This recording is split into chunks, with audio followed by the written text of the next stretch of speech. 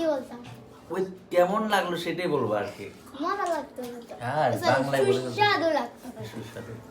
আচ্ছা যাক, নমস্কার বন্ধুরা, সবাইকে স্বাগত জানাচ্ছি আপন ফ্যামিলি ব্লগে। তো আশা করছি তোমরা সবাই ভালো আছো এবং সুস্থ আছো। তো আজকে তোমাদের জন্য আরেকটি নতুন ভিডিও নিয়ে আসলাম। আশা করি পুরো ভিডিওটি দেখবে এবং শেষ পর্যন্ত দেখবে। আর তোমাদের কাছে আমার আরেকটি ছোট্ট রিকোয়েস্ট, তোমরা যারা এখন আমার চ্যানেলটি সাবস্ক্রাইব করেনি অবশ্যই সাবস্ক্রাইব করবে, আর যারা ইতিমধ্যে সাবস্ক্রাইব করেছো সবাইকে অসংখ্য ধন্যবাদ। তো গাইস, এইমাত্র অফিস থেকে তো বন্ধুরা এইমাত্র অফিস থেকে আসলাম। আর অফিস থেকে আসার পর ওই যথারীতি তোমাদের বদি ভাইয়ের যে আয়োজন থাকে একটা নাস্তার আইটেম, তো সেটাই এখন নাস্তা করব এবং আজকে কি আইটেম বানিয়েছে সেটা তোমাদের সাথে শেয়ার করব। তো গাইস, আজকে মূলত এটার নামটা কি?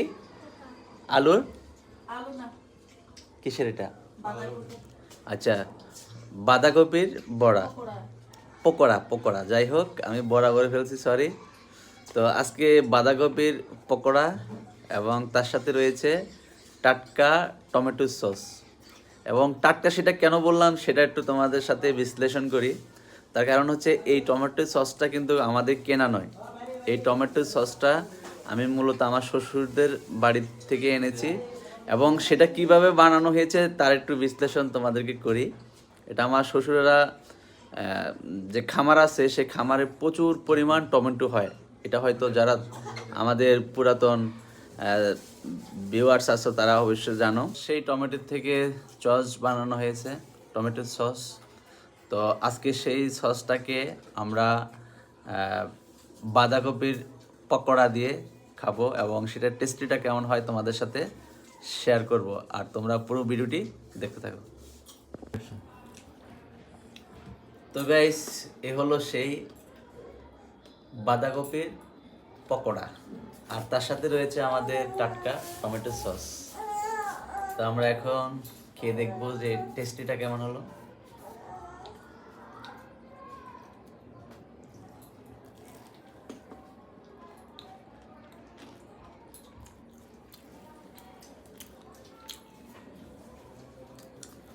বাঁধাকপির পকোড়া গরম গরম, তার সাথে টমেটো সস, খুব মজার।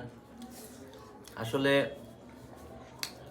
এই সম্পূর্ণ মজার কৃতিত্ব হচ্ছে তোমাদের বদি ভাই। প্রতিদিন নিত্য নতুন কিছু খাবার থাকে আর তোমাদের সাথে শেয়ার করি। তো আমাদের ভিডিওগুলো তোমাদের কেমন লাগে সেটা একটু অবশ্যই কমেন্ট করে জানাবে, আর ভালো লাগলে অবশ্যই লাইক, কমেন্ট এবং সাবস্ক্রাইব করে পাশে থাকবে।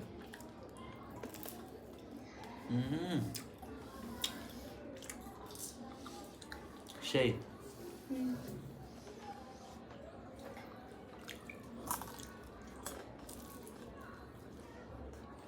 খাবে না?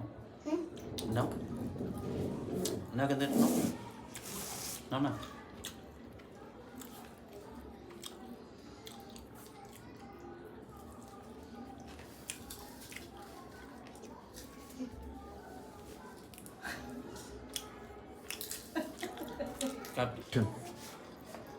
তো যাই হোক, খুব সুস্বাদু হলো।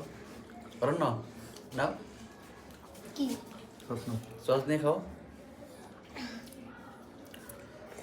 তো স্বাদটা কেমন হলো একটু কিছু বললো না তুমি? আমার দর্শকদের উদ্দেশ্যে কিছু বলো না। কি বলতাম? ওই কেমন লাগলো সেটাই বলবো আর কি। মজা লাগতো না তো। আর বাংলায় বলে সুস্বাদু লাগতো। সুস্বাদু। আচ্ছা যাক, অসংখ্য ধন্যবাদ। তো এটা তোমার মণিমা বানিয়েছে, তো মজা লাগতেছে না? পপকর্ন তো বানাই। তাই?